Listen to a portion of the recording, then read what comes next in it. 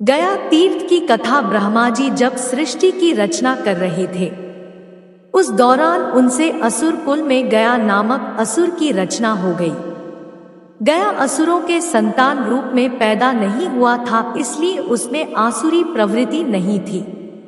वह देवताओं का सम्मान और आराधना करता था। उसके मन में एक खटका था।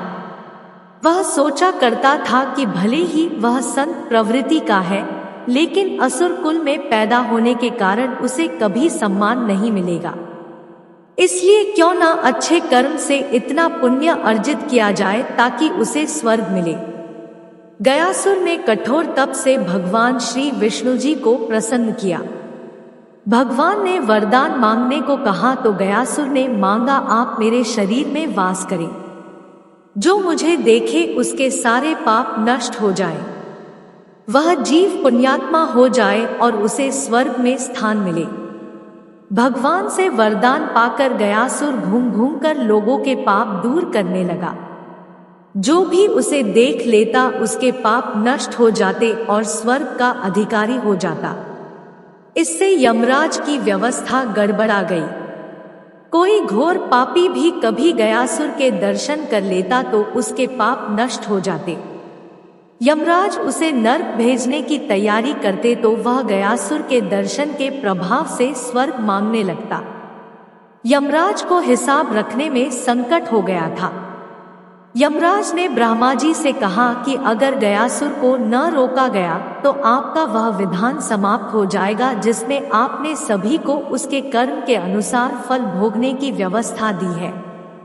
पापी भी गयासुर के प्रभाव से स्वर्ग भोगेंगे। ब्रह्मा जी ने उपाय निकाला। उन्होंने गयासुर से कहा कि तुम्हारा शरीर सबसे ज्यादा पवित्र है, इसलिए तुम्हारी पीठ पर बैठकर मैं सभी देवताओं के साथ यज्ञ करूंगा। उसकी पीठ पर यज्ञ होगा। यह सुनकर गया सहर्ष तैयार हो गया। ब्रह्मा जी सभी देवताओं के साथ पत्थर से गया को दबाकर बैठ गए। इतने भार के बावजूद भी वह अचल नहीं हुआ। वह घूमने फिरने में फिर भी समर्थ था। देवताओं को चिंता हुई।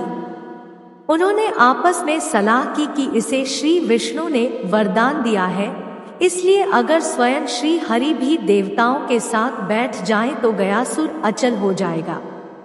श्री हरि भी उसके शरीर पर आ बैठे।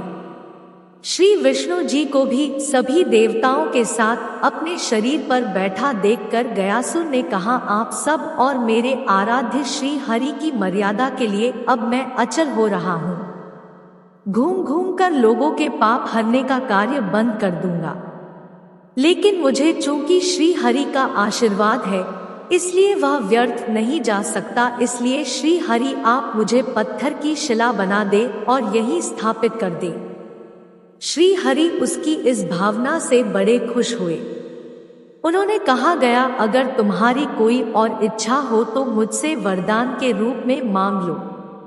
गया ने कहा, है नारायण, मेरी इच्छा है कि आप सभी देवताओं के साथ अप्रत्यक्ष रूप से इसी शिला पर विराजमान रहें और यह स्थान मृत्यु के बाद किए जाने वाले धार्मिक अनुष्ठानों के लिए तीर्थ स्थल बन जाए। श्री विष्णु ने कहा, गया तुम धन्य हो, तुमने लोगों के जीवित अवस्था में भी कल्याण का वरदान मांगा और मृत्यु के बाद भी मृत आत्माओं के कल्याण के लिए वरदान मांग रहे हो। तुम्हारी इस कल्याणकारी भावना से हम सब बंध गए हैं।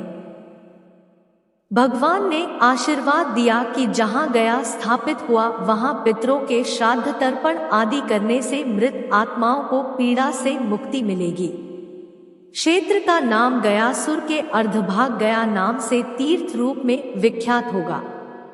मैं स्वयं यहाँ विराजमान रहूंगा। इस तीर्थ से समस्त मानव जाति का कल्याण होगा।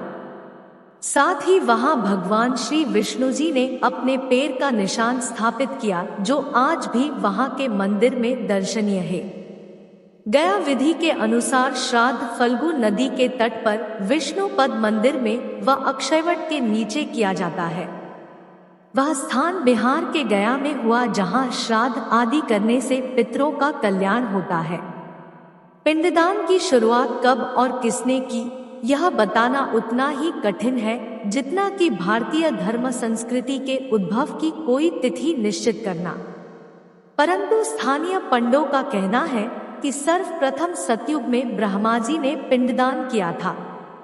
महाभारत के वन पर्व में भीष्म पितामह और पांडवों की गया यात्रा का उल्लेख मिलता है।